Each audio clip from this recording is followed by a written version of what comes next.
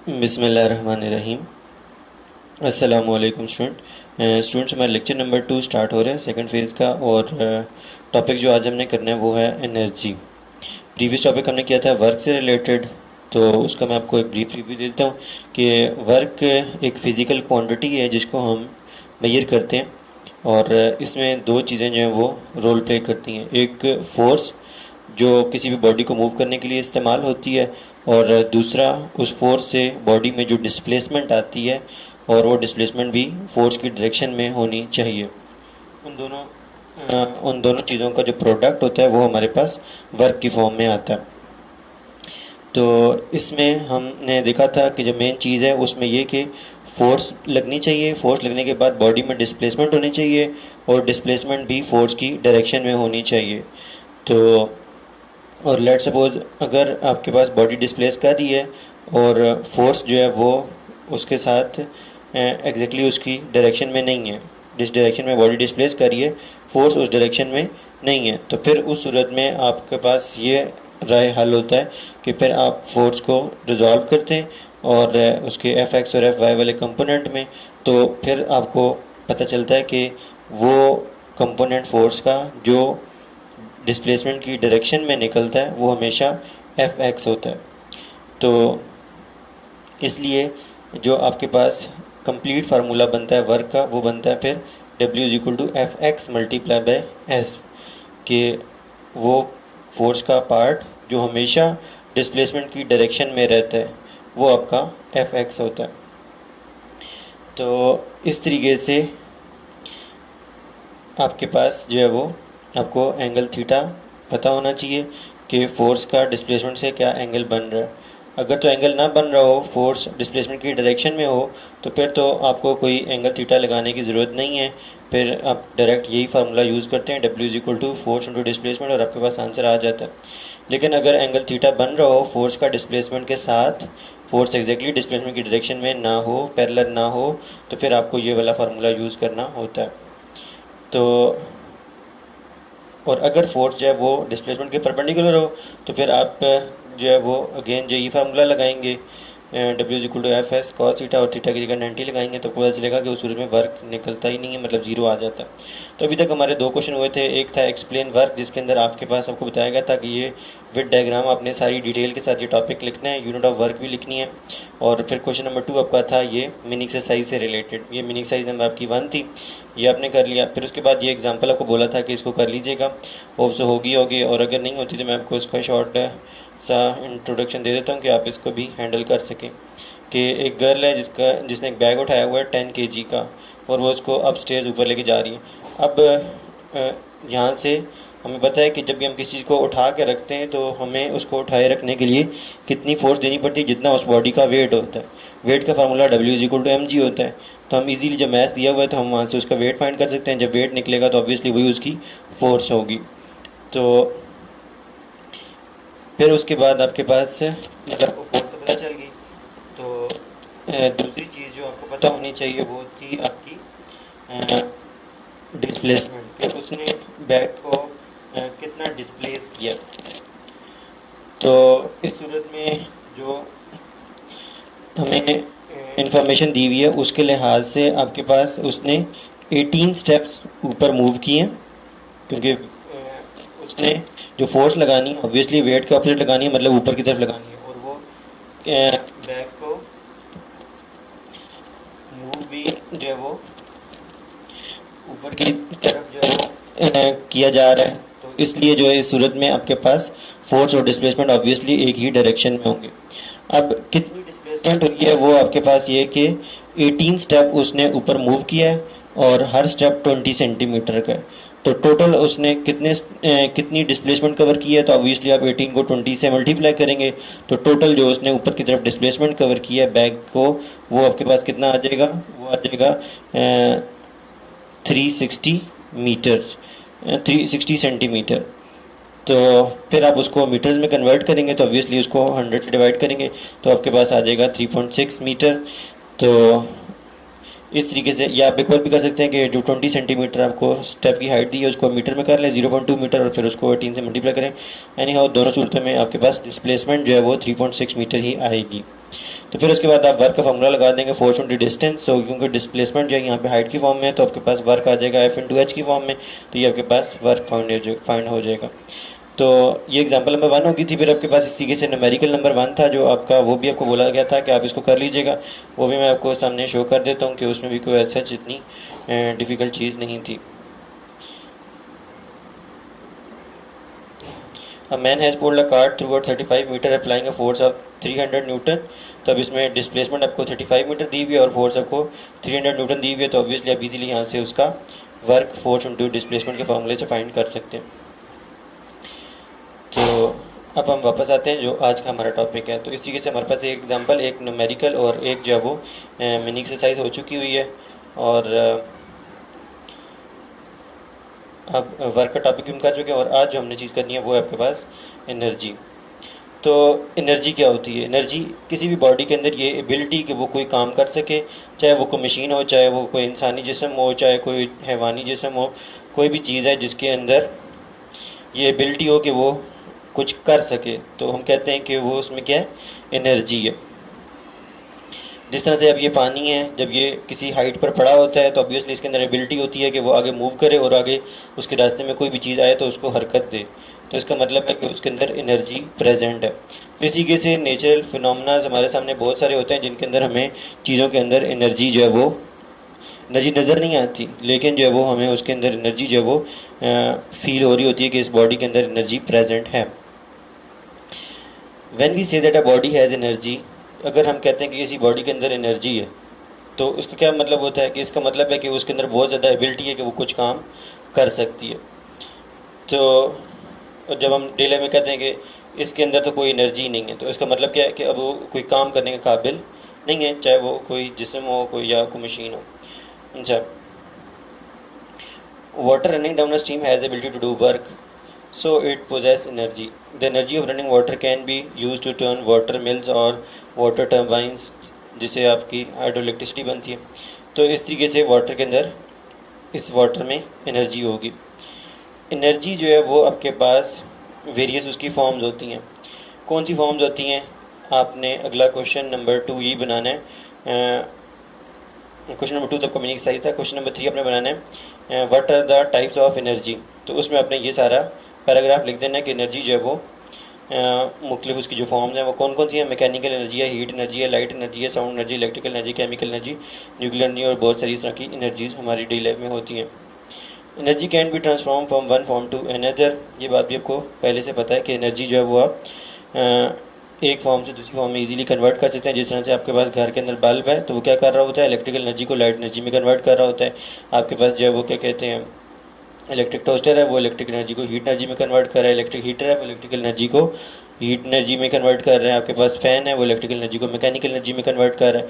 तो इस तरह से बहुत सारी जो है वो सोलर पैनल है तो वो आपके पास लाइट एनर्जी को इलेक्ट्रिकल एनर्जी में कन्वर्ट कर रहा है। तो डेली लाइफ में हमारे पास बहुत सारी चीज़ें हमें नज़र आती हैं जो क्या कर रही होती हैं, एक फॉर्म को दूसरी फॉर्म ऑफ एनर्जी में कन्वर्ट कर रही होती हैं। तो a body possesses energy if it is capable to do work. फिर आपके पास अगला क्वेश्चन आ जाएगा डिफाइन एनर्जी। डिफाइन एनर्जी, तो एनर्जी की डेफिनेशन आपने ये लिख देनी है क्वेश्चन नंबर 4 के तौर पर। अच्छा, अब क्वेश्चन नंबर 5 आपका ये है कि what is mechanical energy. What is mechanical energy, इसका आंसर मैं आपको बोल रहा हूँ, आप इसको नोट डाउन कर लीजिएगा। Mechanical energy is the energy possessed by body due to its position और मूवमेंट।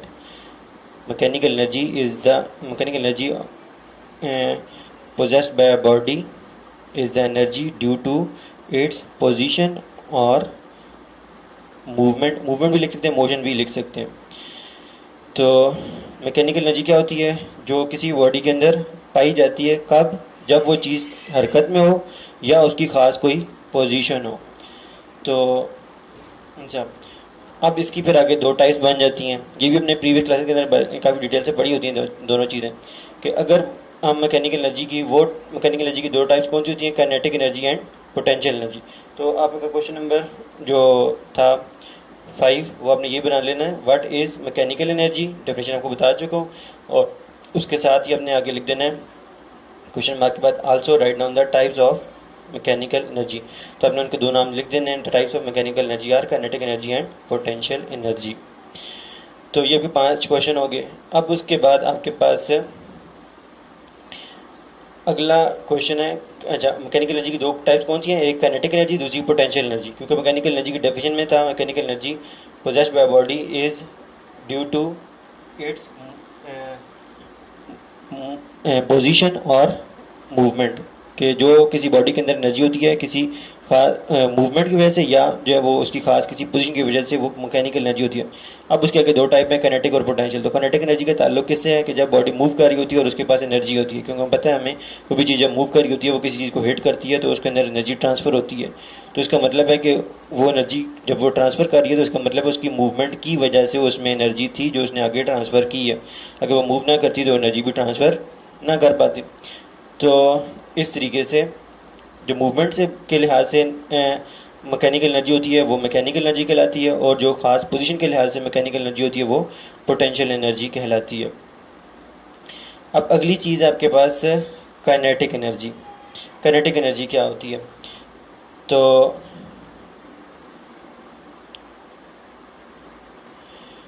जब ये आपको बताया कि जब भी कोई चीज़ मूव करती है तो उसके पास कौन सी एनर्जी होती है, kinetic energy. Moving air is called wind. अच्छा, we can use wind energy for doing various things. It derive windmill and pushes sailing boats. कि हवा के चलने से जो है बहुत सारे हम काम लेते हैं, विंड मिल चलाते हैं, बोट चलाते हैं, तो इन सब जगहों पर जो है वो हवा की काइनेटिक एनर्जी को इस्तेमाल किया जा रहा होता है। इसी के से पानी से जो है वो हम जो है वो कोई वुडन लॉग है तो वो कई कई किलोमीटर दूर जो है वो ट्रैवल कर सकता है। फिर इसके अलावा जो है वो पानी की मूवमेंट से कश्तियाँ चलती हैं, पानी की मूवमेंट से जो है वो टर्बाइन चलते हैं, इलेक्ट्रिसिटी जनरेट होती है। तो ये सब जो है वो पानी की काइनेटिक एनर्जी को इस्तेमाल किया जा रहा होता है। मतलब जब कोई चीज़ मूव कर रही होती है उसके अंदर काइनेटिक एनर्जी होती है। अब उसके बाद ये चीज़ हमारे सामने क्लियर होगी, हवा की मूवमेंट, हवा की काइनेटिक एनर्जी से हम काम लेते हैं, पानी की काइनेटिक एनर्जी से काम लेते हैं। तो इसका मतलब है कि मूविंग बॉडी के पास एनर्जी होती है और उसको हम काइनेटिक एनर्जी कहते हैं। और उसका प्रूफ क्या है, क्योंकि वो आगे किसी न किसी चीज़ के ऊपर वर्क करके काम हमें करके दे रही होती है। अच्छा, the body stop moving as soon as all of its kinetic energy is used up. जब कोई बॉडी रुक जाती है तो उसकी सारी की सारी काइनेटिक एनर्जी ख़त्म हो जाती है, वो इस्तेमाल कर चुकी होती है। तो वो या किसी और फॉर्म में कन्वर्ट हो चुकी होती है, तो तभी वो बॉडी रुकती है। अगर वो बॉडी नहीं रुक रही, इसका मतलब है अभी उसके पास काइनेटिक एनर्जी है जो उसको आगे की तरफ मूव करवा रही है। तो इस लिहाज से हम कहते हैं कि जो बॉडी के अंदर मैकेनिकल एनर्जी जो जिसका ताल्लुक मूवमेंट के साथ होता है उसको हम काइनेटिक एनर्जी कहते हैं। तो उसकी डेफिनेशन फिर क्या बनती है, the energy possessed by body due to its motion is called kinetic energy. तो ये खैर आपका लॉन्ग का टॉपिक है, एक्सप्लेन काइनेटिक एनर्जी, और इसके अंदर आपने ये सारी डिटेल के साथ जो है वो इसको मेंशन करना है। और खैर आपने इसको लिखना है इस तरीके से, सबसे पहले आपने ये डेफिनेशन लिखनी है, फिर उसके बाद आपने एग्जाम्पल की हेडिंग देकर एग्जाम्पल में ये सारा पैराग्राफ ये वाला भी और ये जो नेक्स्ट पैराग्राफ है इसको आपने नोट डाउन कर लेना। अब इसके बाद जो है वो मेन चीज़ जो है वो इसकी है डेरिवेशन। तो जो यहाँ से कॉन्सेप्ट से स्टार्ट होती है और एंड पर यहाँ पर ये उसका एग्जाम्पल 6.2 तक से पहले जो है यहाँ पर एंड होती है। अब इस डेरिवेशन के अंदर क्या है उसको आपने अटेंटिव होकर देखना है कि जब भी कोई बॉडी मूव कर रही है तो ऑब्वियसली उस बॉडी का कोई मैस होगा और उसकी मूवमेंट के बिहाफ पर उसकी एक वेलोसिटी होगी। तो ये दो चीज़ें तो हमारे पास सामने कंफर्म है। हम इन्हीं दोनों चीज़ों को लेके चलते हैं कि कंसिडर करते हैं एक बॉडी है जिसका मैस कितना है, m है, और उसकी वेलोसिटी कितनी है, उसकी वेलोसिटी आपके पास v है। Consider a body of mass m moving with velocity v. The body stops after moving through some distance s. अच्छा, अब हमें पता है कि वो जब मूव कर रही है तो हमेशा हमेशा तो चलना नहीं है, उसने कुछ डिस्टेंस उसने मूव करना है और फिर उसके बाद उसने रुक जाना है। रुकना क्यों है? क्योंकि कोई ना कोई फोर्स उसको रोकेगी। वो कौन सी फोर्स होती है? Force of friction. The body stop moving through some distance s due to some opposing force such as force of friction acting on it। क्योंकि उसके ऊपर फोर्स ऑफ फ्रिक्शन एक्ट हुई। तो ये थर्ड चीज़ हमारे पास आ गई, उसके डिस्टेंस का हमने तज़किरा करना है। फोर्थ चीज़ क्या है? The body possesses kinetic energy, जिसकी हमने डेरिवेशन करनी है। अब हम उसके बारे में बात करने लगे हुए हैं। तो जब बॉडी मूव कर रही थी रुकने से पहले, तो हमें पता है कि उसके अंदर कौन सी एनर्जी थी? काइनेटिक एनर्जी थी। The body possesses kinetic energy and is capable to do work against opposing force F until all of its kinetic energy is used up। वो जब तक वो रुकी नहीं उस वक्त तक उसके पास काइनेटिक एनर्जी थी। वो काइनेटिक एनर्जी अपनी इस्तेमाल करती जा रही थी। किस लिए इस्तेमाल कर रही थी? इसलिए ताकि जो आगे से उसको फोर्स ऑफ फ्रिक्शन मिल रही है तो उसको वो अपोज करे। तो इस पर्पज़ के लिए वो जब तक वो अपनी सारी की सारी काइनेटिक एनर्जी इस्तेमाल नहीं कर देगी तब तक वो उसकी बॉडी चलती रहेगी। और जब वो आगे से फोर्स ऑफ फ्रिक्शन को अपोज करने के लिए सारी की सारी अपनी काइनेटिक एनर्जी जब वो इस्तेमाल कर चुकेगी तो फिर उसकी बॉडी वो जो है रुक जाएगी। अब जो मेन चीज़ है वो ये कि यहाँ पर हमने इसका फार्मूला बनाना है काइनेटिक एनर्जी का। तो वो किस तरह से होगा? तो वो आपको ऑलरेडी बताई थी चीज़ के एनर्जी और वर्क डन जो होता है वो इंटरचेंजेबल टर्म्स होती हैं। जहाँ पर एनर्जी की बात होती है वहाँ पर वर्क की भी बात की जा सकती है, वर्क की जगह पर एनर्जी की बात भी की जा सकती है। तो क्यों? क्योंकि अगर आपने किसी बॉडी के अंदर एनर्जी स्टोर करनी है तो आपको वर्क करना पड़ेगा, और अगर आप किसी चीज़ के ऊपर वर्क करना चाहते हैं तो आपको बॉडी की एनर्जी इस्तेमाल करनी पड़ेगी। तो इस तरह से ये इंटर रिलेटेड टर्म्स होती हैं, इक्विवेलेंट टर्म्स होती हैं। बहरहाल यहाँ पर हम फार्मूला किसी से डिराइव करेंगे कि आपके पास उस बॉडी के अंदर कितनी काइनेटिक एनर्जी उसने इस्तेमाल की, जितना उसने वर्क किया, किस पर्पज़ के लिए? ताकि आगे से फोर्स ऑफ फ्रिक्शन को वो रोके। तो मतलब जितना उसने फोर्स ऑफ फ्रिक्शन को रोका है उतनी देर तक वो जो है वो अपनी एनर्जी इस्तेमाल करती रही है। तो उस मतलब जितना उसने फोर्स ऑफ फ्रिक्शन को रोकने के लिए वर्क करती रही है उतना ही उसके अंदर एनर्जी थी। तो इसलिए हम काइनेटिक एनर्जी को निकालने के लिए वर्क को यूज़ करेंगे। वर्क का फार्मूला आपको पता है, फोर्स इनटू डिस्टेंस होता है। तो और वही फिर आप किसके इक्विवेलेंट होगा? काइनेटिक एनर्जी के। मतलब अगर हमें एफ और एस की वैल्यू पता चल जाए तो हमारे पास काइनेटिक एनर्जी का फार्मूला बन जाता है। अब हमने एफ कैसे लिखना है, एस की जगह पर क्या लिखना है, वो हमने बहुत गौर से चीज़ देखनी है। अच्छा, तो अब यहाँ पर हम अगर उसका रिलेशन देखें कि ऊपर सारा कुछ क्या हो रहा था, तो उसकी बॉडी की एक इनिशियल वेलोसिटी थी जिसको हमने वी लेट किया हुआ था। Consider a body of mass है, मूविंग वेलोसिटी वी। वो पहले वी वेलोसिटी से चल रही थी और बाद में वो क्या हो गई थी? The body stops. Final velocity कितनी हो गई थी? 0। फोर्स क्या होती है? F is equal to M में। तो एक्सेलरेशन की वैल्यू क्या निकलती है? A is equal to minus F over M. तो हमें इनिशियल वेलोसिटी पता चल गई, फाइनल वेलोसिटी पता चल गई, एक्सेलरेशन पता चल गई। तो अब यहाँ पर हम इसको पुट करेंगे किसके अंदर? थर्ड इक्वेशन के अंदर। एफ इंटू एस निकालने के लिए हम थर्ड इक्वेशन को यूज़ करेंगे। अच्छा, ऊपर हमने एस की बात तो नहीं की कि एस किसकी इक्विवेलेंट है, तो हम एस को एस से छोड़ देंगे, बाकी ए की जगह माइनस एफ ओवर एम लगा देंगे। इनिशियल वेलोसिटी की जगह पर वी आई और फाइनल वेलोसिटी की जगह वी है। हम फर्स्ट या सेकंड इक्वेशन क्यों नहीं यूज़ कर रहे हैं? क्योंकि उनमें टाइम आता है और टाइम के बारे में कोई डिस्कशन ऊपर पूरे पैराग्राफ में किसी भी जगह पर नहीं की और ना करने की ज़रूरत हमें पड़ रही थी। तो फर्स्ट और सेकंड दोनों में टाइम आता है, उसके अलावा जिसमें टाइम नहीं आता वो थर्ड है। और थर्ड में हम इजीली ये काम कर सकते हैं, ए की जगह पर माइनस एफ ओवर एम लिख देंगे, एस एज इट रहेगा, वी एफ की जगह 0 आएगा और वी आई की जगह वी आएगा। और फिर यहाँ से हमारे पास एफ इंटू एस, हमने एफ इंटू एस निकालना था ना, काइनेटिक एनर्जी किसकी इक्विवेलेंट थी? एफ इंटू एस के। तो अब क्या होगा कि यहाँ पे कुछ स्टेप में से 0 का स्क्वायर 0 हो जाएगा, फिर ये रह जाएगा माइनस वी स्क्वायर। और ये ध्यान रखिएगा ये माइनस ब्रैकेट के बाहर है तो ऑब्वियसली इसको आप प्लस नहीं कर सकते कि ये ना हो कि स्क्वायर ले रहे थे पॉजिटिव हो गया। अब ये माइनस वहाँ के माइनस से कट जाएगा, तो फिर उसके बाद जो है वो आपके पास एफ इंटू एस यहीं पर रहेगा और ये जो एम है वो जाकर ऊपर वी स्क्वायर के साथ मल्टीप्लाई हो जाएगा, क्योंकि एम यहाँ पर डिवाइड हो रहा है, वहाँ पर एम जाकर वी स्क्वायर से मल्टीप्लाई हो जाएगा। और 2 जो यहाँ पर मल्टीप्लाई हो रहा है एफ इंटू एस के साथ, वो वहाँ पर जाकर 1/2 की फॉर्म में आ जाएगा। तो क्योंकि 2 यहाँ मल्टीप्लाई हो तो वहाँ पर जाकर डिवाइड होगा, तो डिवाइड करने के लिए आप एम वी स्क्र ओवर 2 भी लिख सकते हैं, और बेहतर तरीका यह है कि आप उसको बाहर करके लिख दें 1/2 एम वी स्क्र। तो ये एफ इंटू एस की वैल्यू निकली, और एफ इंटू एस क्या था, काइनेटिक एनर्जी। इसका मतलब है काइनेटिक एनर्जी का फार्मूला हमारे पास ये बन गया 1/2 एम वी स्क्र। तो जिसमें हम इजीली देख रहे हैं कि काइनेटिक एनर्जी दो ही चीज़ों पर सिर्फ डिपेंड करती है, एक बॉडी के मास पर और दूसरा उसकी वेलोसिटी पर। अगर ज़्यादा मास वाली चीज़ मूव कर रही है उसका मतलब उसमें काइनेटिक एनर्जी ज़्यादा है, क्योंकि हमें पता है कि ज़्यादा मास वाली चीज़ जब किसी के साथ हिट करती है तो उसको ज़्यादा एनर्जी इम्पार्ट करती है, ज़्यादा एनर्जी उसको आगे ट्रांसफ़र करती है। इस तरीके से जिसकी वेलोसिटी ज़्यादा होती है वो भी ज़्यादा एनर्जी ट्रांसफ़र करती है।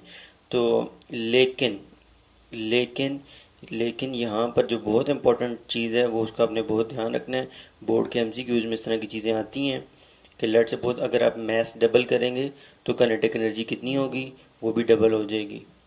अगर मैस को आप 3 टाइम्स कर देंगे, पहले मैस लेट सपोज 4 kg था, अब आपने 12 kg कर दिया, तो काइनेटिक एनर्जी कितनी हो जाएगी, 3 टाइम्स इंक्रीज हो जाएगी, क्योंकि उसके साथ डायरेक्टली ताल्लुक है ना।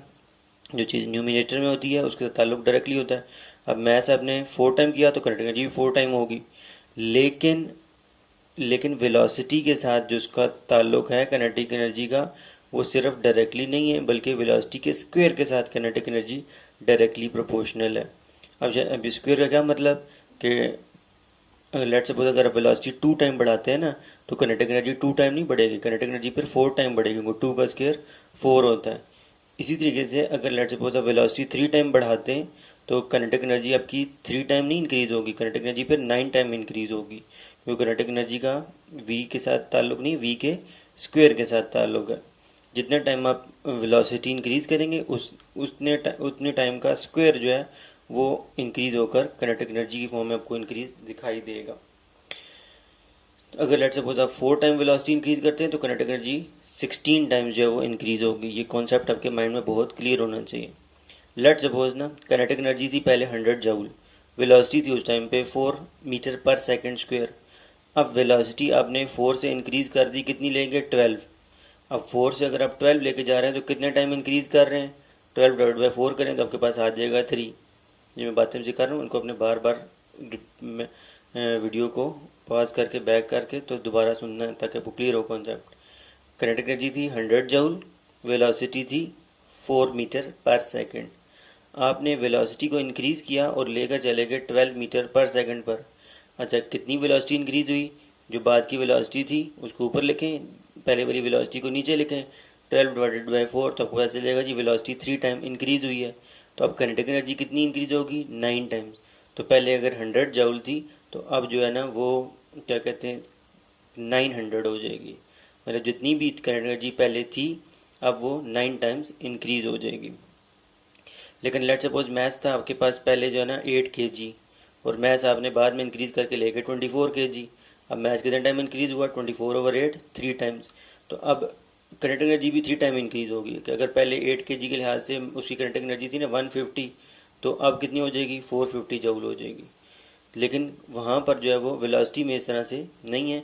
वेलोसिटी में अगर आपके पास काइनेटिक एनर्जी जो है और आप वेलोसिटी को 3 टाइम इंक्रीज करते हैं तो काइनेटिक एनर्जी 9 टाइम इंक्रीज होगी। ये बात आपने यहाँ पर ही कहीं पर अपनी बुक पे लिख लीजिएगा या किसी जगह पर, और उर्दू में बेहतर है साइड पे लिख लें। जो मैंने भी आपको बातें बताई हैं, एग्जांपल बताई हैं, आप बार बार इन्हीं वर्डिंग को एज इट इज़ जो है वो उठा के उर्दू में कहीं लिख लें ताकि आपके लिए ये बाद में यूज़ करना इनको आसान हो। अब ये एग्जांपल इसमें मैथ्स भी दिया हुआ है, वेलोसिटी भी दी हुई है, और ये यहाँ पे वी जो है ये मिस प्रिंट हुआ हुआ है, मिस प्रिंटिंग से लग गया, यहाँ पर ये वी नहीं है।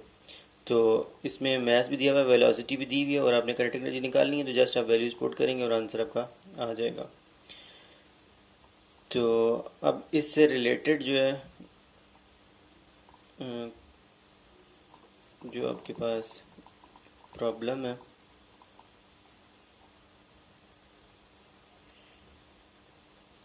ये आपका प्रॉब्लम है 6.3। ये आपने करना है। इसके अंदर आपको कार का वेट दिया हुआ है और स्पीड दी हुई है, वेलोसिटी दी हुई है मतलब, और काइनेटिक एनर्जी अपने फाइंड करनी है। तो काइनेटिक एनर्जी के फार्मूले में तो आप mv² मतलब मैस पुट करते हैं ना, तो आपको तो वेट दिया हुआ है, तो पहले आपने वेट से जो 12 किलो न्यूटन है पहले तो आप उसको न्यूटन में करेंगे, तो वो आपके पास आ जाएगा 12,000 न्यूटन। फिर आप वहाँ से उसको W=mg के फार्मूले से मैस निकाल लेंगे, और मैस और वेलोसिटी को इस्तेमाल करके काइनेटिक एनर्जी निकाल लेंगे। तो इस तरीके से आपके पास ये 6.1 न्यूमेरिकल हो जाएगा, 6.3 न्यूमेरिकल हो जाएगा, और वहाँ से आपके पास जो है वो ये 2 एग्जांपल्स हो जाएंगी। और इसी तरीके से आपके पास अभी तक जो टॉपिक हो चुके हैं उनके अंदर आपके पास काइनेटिक एनर्जी तक के टॉपिक सारे हो चुके हैं। अब इसके बाद हमने जो टॉपिक करना है वो आपका पोटेंशियल एनर्जी का टॉपिक है। तो तो अभी के लिए फिर अल्लाह हाफिज़ वस्सलाम।